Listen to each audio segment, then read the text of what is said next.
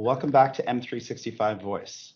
We're recording today's podcast from the Microsoft Ignite 2019 conference in Orlando, Florida. And today we're lucky to have with us Laurie Pottmeyer, Senior Program Manager with Microsoft.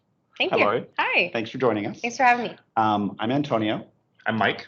And Laurie, we're wondering if we could start with you introducing yourself and what you do at Microsoft. Sure. I'm a Senior Program Manager at Microsoft, and my role is the Community Manager for Microsoft Teams, which means that I'm the person that helps to bridge our community from around the world with our engineering team. Thank you. Welcome aboard. Thanks. So we've been here at Microsoft Ignite 2019 since Sunday, and with tons of announcements on Monday around Teams specifically. The blog has been getting hit big time with 123,000 right now. We're hovering around 123,000 views. So yeah, lots of interest. A lot of interest, a lot of announcements. So what's the most exciting announcements that you are excited about? Well, there's so many. I mean, it's been a crazy busy week for Teams and super exciting. I think the biggest one that everybody's most excited about, and the first one, is private channels, something we've been working on for a really long time. It's been the #1 user voice ask for a really long time, and that's something that people are just really happy is here.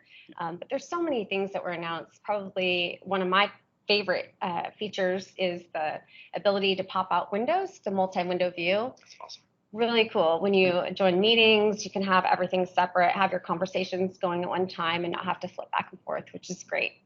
So is the pop-up on, like, what is it? Is it everything in Teams that you pop up? Yeah, you can pop out your meeting, pop out video, pop out your conversations. So you can be on your meeting and doing your IMs, not have to have it all in the client. That's an awesome feature. It's great. Yeah. Yeah, I personally, I'm excited about that one. Like, one of the challenges we've heard a lot of people have with Teams is when you're on a lot of different teams and having to switch through. And I think that'll help a lot in that particular scenario. Definitely. Being in something and having to go back to answer somebody and losing what you had open. Yeah, definitely. So being able to keep that all up at once is really exciting, actually. I'm looking forward to using it myself. Yes, definitely. Awesome. So we have announcements. And I'm sure this is not the only things that Microsoft is working on.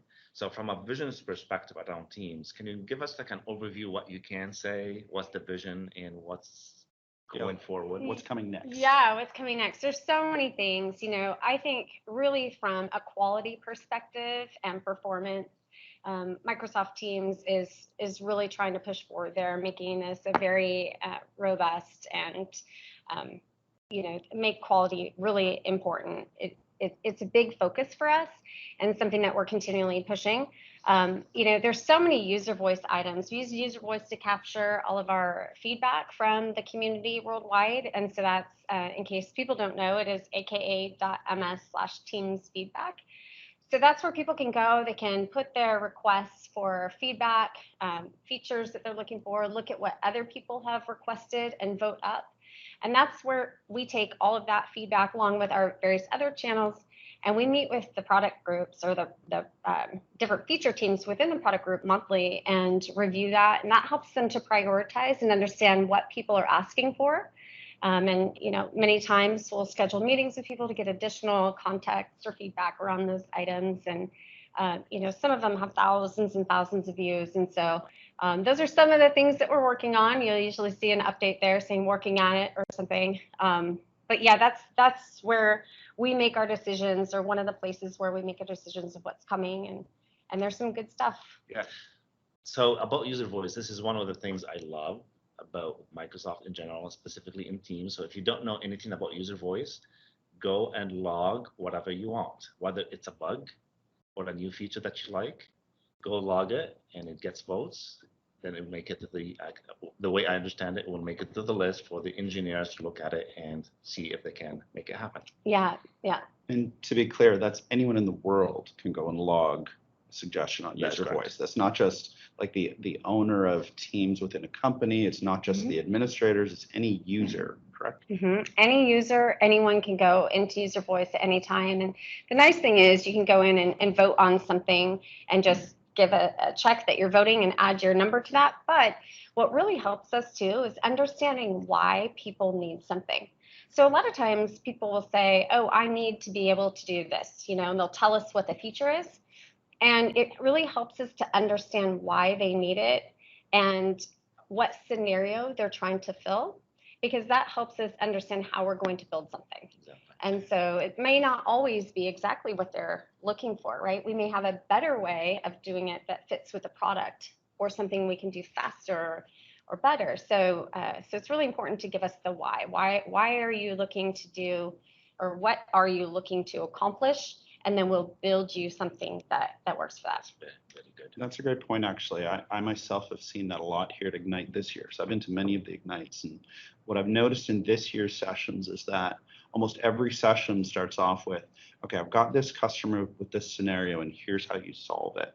So it feels like from Microsoft across the board that there's a real focus on specific customer scenarios and focusing the work that you do on that.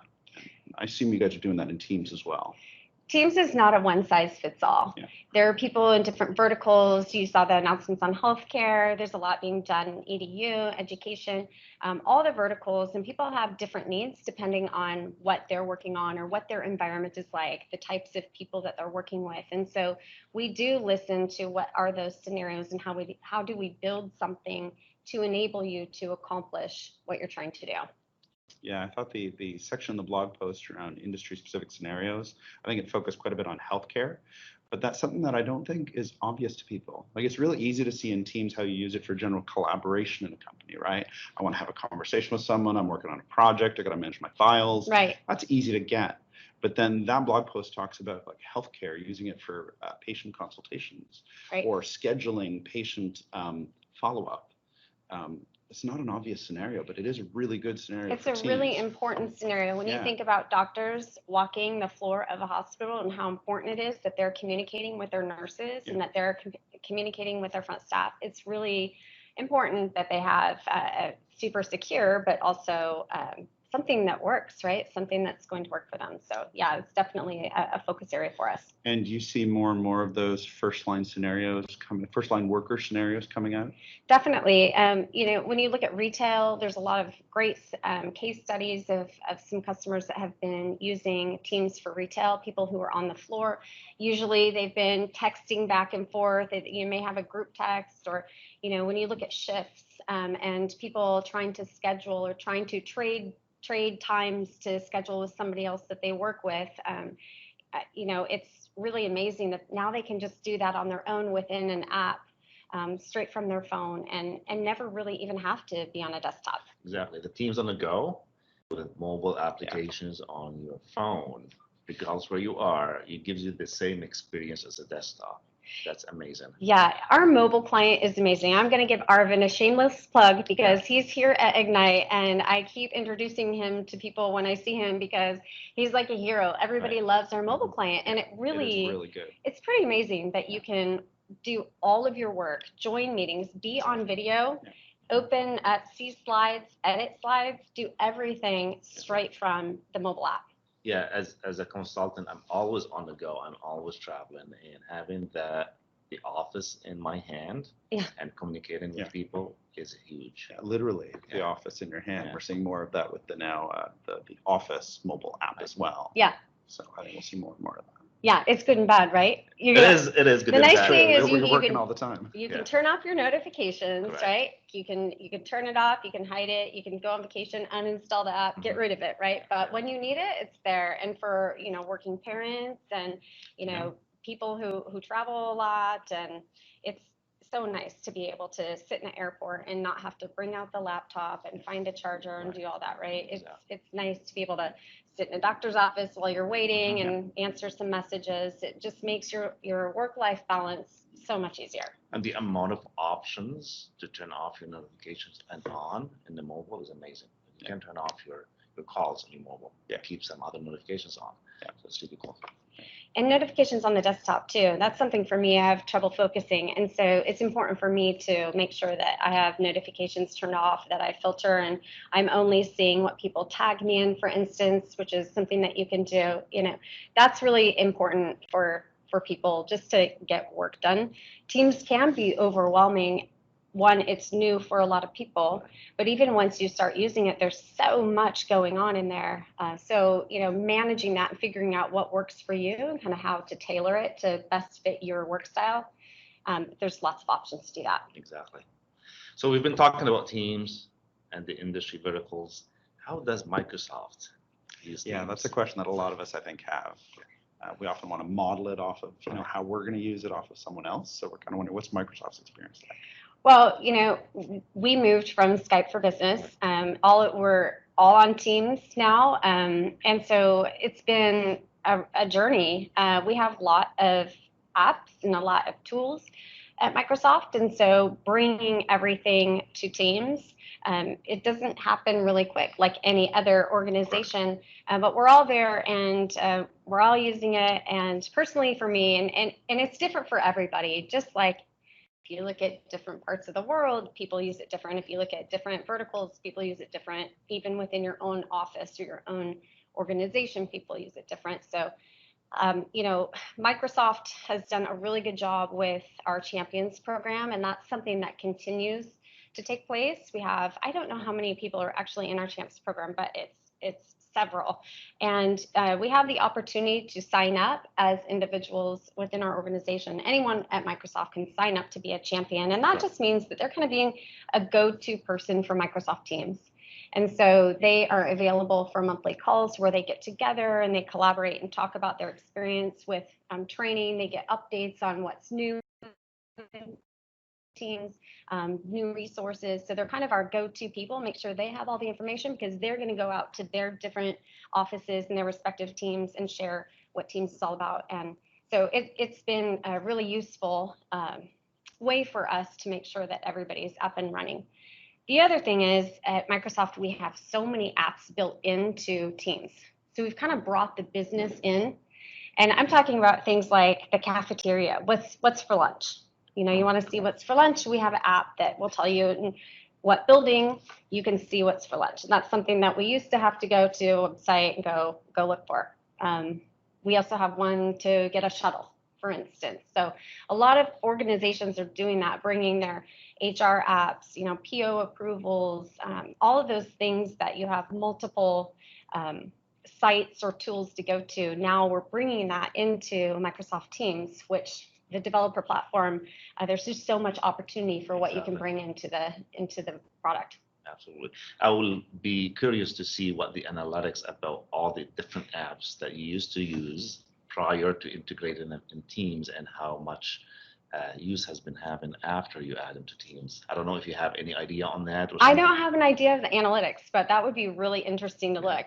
Are people using it more in Teams versus out? Yeah. Because it's within the context of the way you're working every day, right? As opposed to having to go out to something else, right? And that alone, it sounds really simple, but that has a big impact on finding it and people being willing to switch contexts and go to that other thing.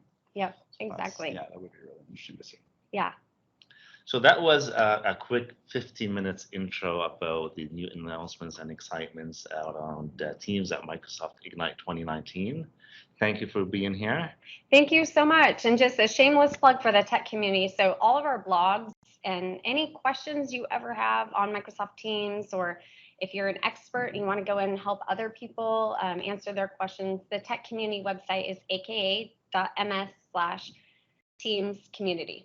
So that's a great place to find all of our blogs. That's where all the new announcements were listed. And there's also MVPs have done a great job at blogging the sessions here at Ignite this week. So by the end of the week, there will be a slew of different blogs in the event blog as well. So lots of reading for people. Excellent. Great. Thank you again. And stay tuned for more updates from Microsoft Ignite. Thank you. Thanks.